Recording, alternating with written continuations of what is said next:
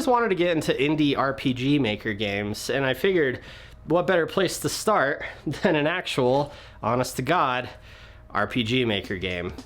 Simply called RPG Maker, it came out for the PlayStation in 2000, and is a bare-bones toolkit for creating and customizing your standard role-playing game. The possibilities are virtually endless, and I have fond memories of my best friend and I staying up late trying to make an RPG, and then lose interest after a couple of hours once we started getting into the more technical stuff. But I still have the data of an RPG I tried to make, way back in the day.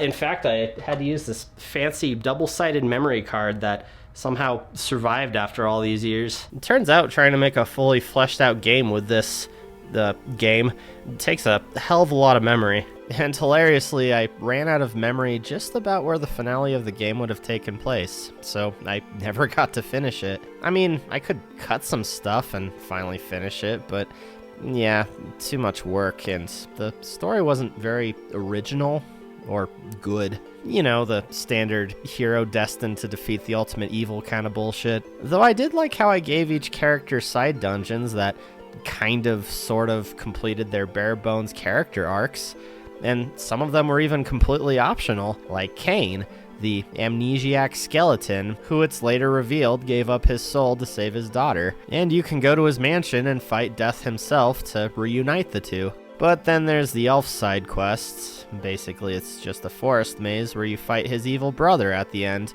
who's essentially a ripoff of Magus from Chrono Trigger, without the amazing soundtrack. Speaking of the music, this game has presets that are meant to work for any scenario you may come up with in a typical RPG. And in that regard, it fails utterly, because I could come up with some pretty crazy shit. But the songs themselves aren't bad per se. Some are pretty generic, which I'm sure is the point, but some really stand out after going through them again, like Dungeon 3.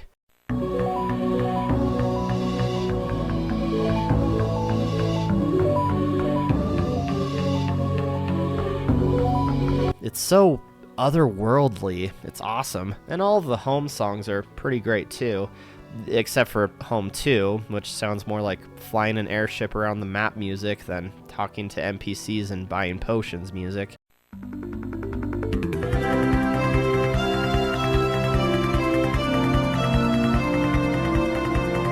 And Home 3, I'm not a very big fan of, because it's the default song the game puts in the background when you're editing, meaning I've probably listened to that damn song for dozens of hours on a frickin' loop while trying to put together my magnum opus before realizing you could turn that shit off.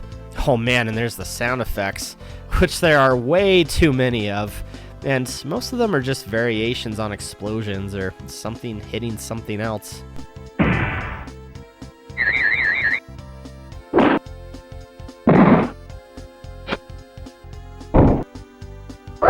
But it is fun to speed through all of them.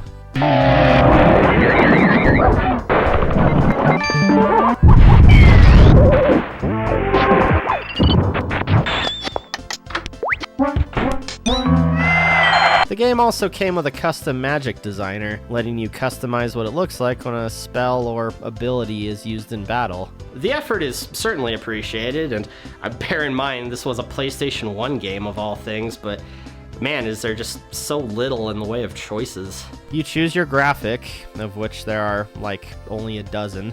Then you decide if it moves in the 8 cardinal directions, changes in size, flashes, spazzes the fuck out, or turns into a different graphic. That's about it. Oh, and of course the sound effects. I remember after a while when trying to design the spells and abilities for a full-fledged game, realizing that a lot of them were starting to look similar to others, because there simply isn't enough here to make enough unique designs. But again, old hardware and all that. But it made me realize how much a simple thing like the graphics of a magic attack in an RPG can matter to me. Anyway, here's a cherub exploding. Of course, there's also the map designer, which has pre-made samples to select from as well. And just look at some of these choices. They're pretty badass. I remember I made the ship the party select area, and was actually pretty proud of how it worked out. Mostly because it worked in general. Some of the presets, though, are, of course, really weird and random, like the village of 20-foot tall igloos, or the laboratory with a fetus growing in the middle of it. Of course, the option is always there to design your own map, though, again, your options are extremely limited, and you're not going to make anything that looks nearly as cool as this clock tower. Oh yeah, of course there would be an arena preset. This is an RPG. And of course there would be a casino. This game was made in Japan. And of course there's the monster creator. And appropriately, the designs have the most options to choose from. And it's even a fairly eclectic selection too. There's even some options if you want to go for a sci-fi setting, hence the fetus lab and the map presets. Though there isn't a lot in the way of variety if you're shooting for that style overall. You're pretty much screwed in the music department. The game even goes so far as to let you use the elderly and children as enemies you can fight. Yeah, you can make some pretty fucked up RPGs with this. Also, what the hell is a death pixie?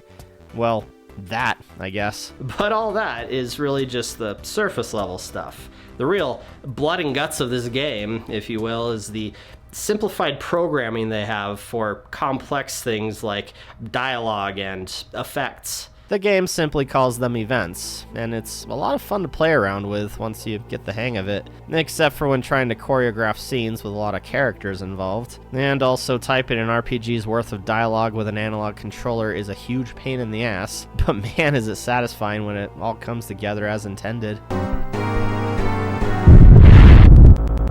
What makes this game truly unique, though, is that it even came with a pre-made RPG that you can play for yourself. And you gotta wonder, like, how many people even know it exists?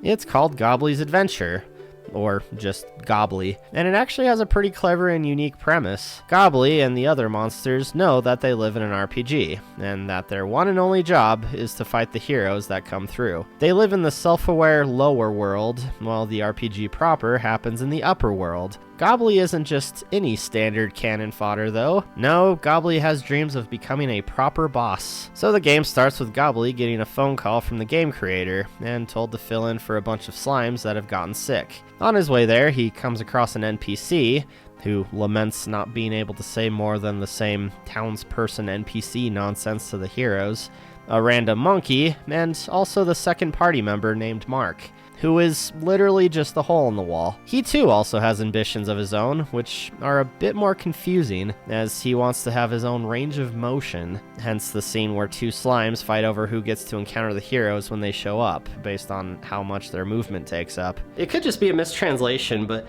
this is kind of confusing because all enemies are random encounters that you don't see before screen flash and you're in a fight, right? So I'm not quite sure what the implication of movement range is. It's weird. Mark is told by the slimes that he should take pride in his non-movement NPC role, like the guards at the castle dungeon. Commence the slog through the castle dungeon. This is one of those RPGs where if you don't actively grind between each dungeon, you're not going to get very far. And the battle system in this game is unfortunately very lackluster, and doesn't get much more complex than simple enemy programming and a bare bones weakness system. So for a fully fleshed out game, the combat boils down to hitting things repeatedly and the occasional spell. And not that there's anything wrong with that per se, but just without any interesting standout graphics or a unique leveling system. And considering that this came out on the system where RPGs were beginning to revolutionize the basic turn-based combat system, yeah, it's a bit boring.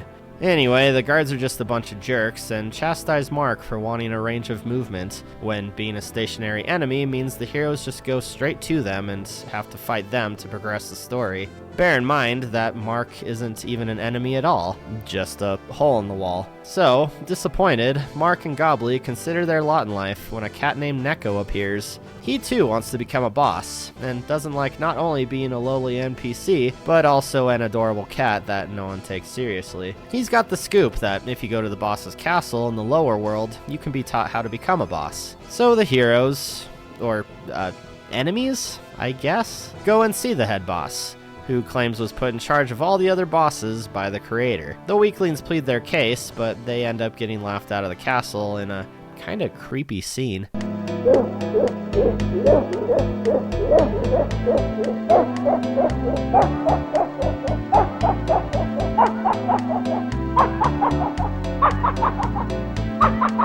Slimy the Slime shows up and hears what happened at the boss's castle, and mentions how he's heard of a weakling becoming a boss before, and that he now lives quietly in a place called the Desolate Desert.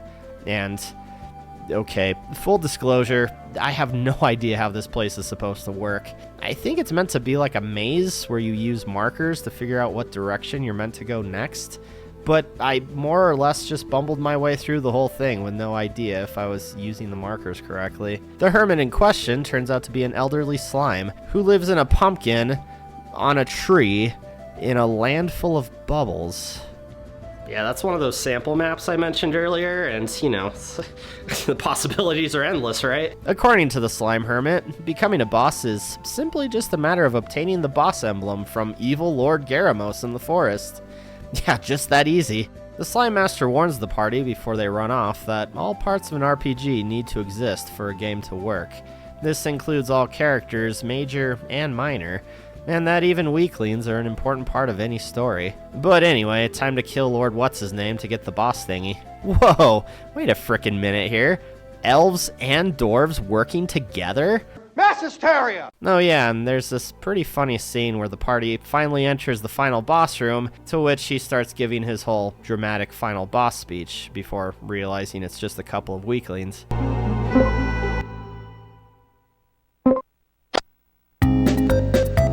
So they defeat the evil Lord Garamos, and the game's creator calls and realizes that the game is now down its final boss, and the heroes, the real heroes, not these assholes, are on their way to the final boss's room. So the creator decides to have the trio run over to the final boss room and fill in for him. And now, finally, Gobli and Neko can change their jobs to King Goblin and Cat, respectively. Though I have no idea what these job upgrades do exactly. And also the choice of Lord Goblin and Tomcat are still locked, and I have no idea what's needed to unlock these. The next dungeon we're about to go through is also the last one, so it's not like it's story specific. And a note about this final dungeon. Do you think they gave these enemies enough fucking health? Good lord! It got so bad that I just resorted to running away most of the time. Also, why are there old men as normal baddies in a final dungeon? And why do they self-destruct?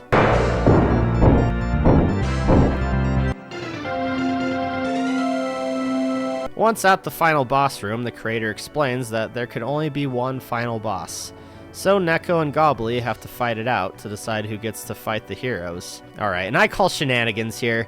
Why does Neko suddenly look so badass and have so much HP and a healing ability? Luckily, I brought enough healing items to outlast the cheating bastard. But then it gets weird, as Neko concedes to letting Gobli become a boss. The creator tells Gobli he gets to be the boss, and then we suddenly fade to Gobli back in the forest with the other goblins going about their typical day-to-day, like nothing happened. So I guess Gobli, after finally becoming a boss, just decided to follow the wise words of the Slime Master and go back to being a normal enemy, seeing that position as being equally as important as a boss. But why didn't we get to see Gobli be a boss? Like, why didn't we, as Gobli, get to beat the crap out of the heroes who beat the crap out of us at the beginning of the game? I mean, we've seen the heroes going through their adventure periodically throughout the game, so why not end with Gobli getting spanked by them in the beginning, returning the favor? Seems like a real missed opportunity. Oh, and also as part of the ending, Mark is seen trying to stake a claim in the slime's range of movement. And Neko gets to finally fulfill his dream of becoming a terrifying end boss that, of course, the heroes foolishly don't take seriously.